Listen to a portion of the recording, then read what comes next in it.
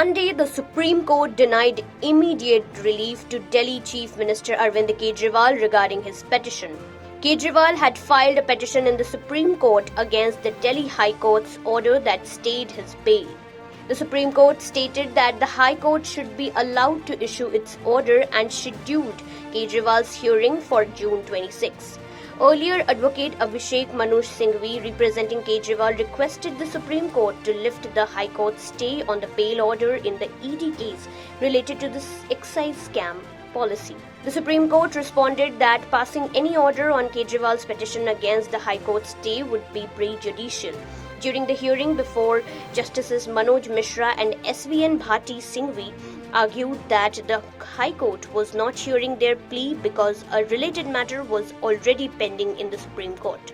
The Supreme Court will now hear the case on Wednesday, awaiting the High Court's decision.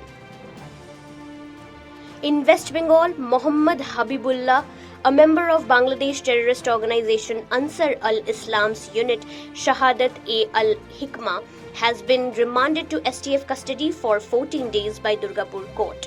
Habibullah, a computer science student, was arrested along with others by the STF in Panagar, Bardhaman district. Ansar al-Islam is linked to the banned terrorist organization Al-Qaeda. Habibullah was a second-year computer science and engineering student at a college in Bardhaman. His connection to Shahadat-e-al-Hikmah led to charges under the UAPA and other acts. The STF discovered that Habibullah was using social media to recruit suicide bombers for his terror module, including on instructions from his leader in Bangladesh. The STF has seized his laptop, mobile, and other devices. The Supreme Court has halted the Haryana government's decision to award 5 bonus marks based on social and economic criteria in government job recruitments. The Haryana government has provided this benefit to families with an annual income up to 1.80 lakh through the common eligibility test, using family identification cards to identify eligible youth. Previously, the Punjab and Haryana High Court had dismissed this decision, which the Haryana government then challenged in the Supreme Court. Today, the Supreme Court issued a significant ruling putting a stop to the implementation of this bonus marks policy.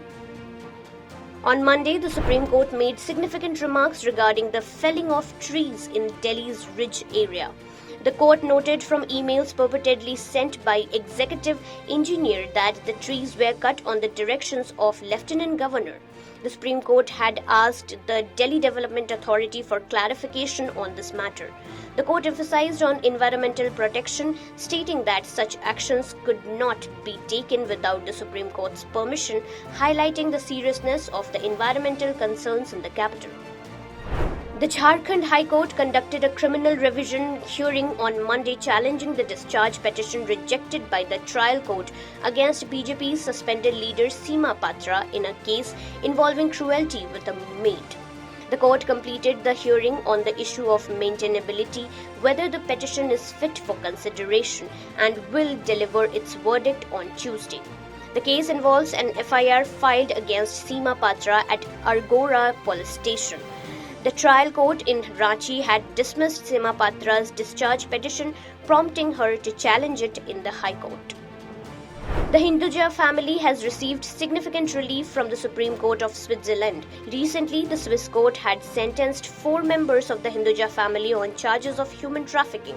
However, a day later, the higher court acquitted them all of charges. The complainants withdrew their complaint, informing the court that the case was built without their knowledge, involving forged signatures.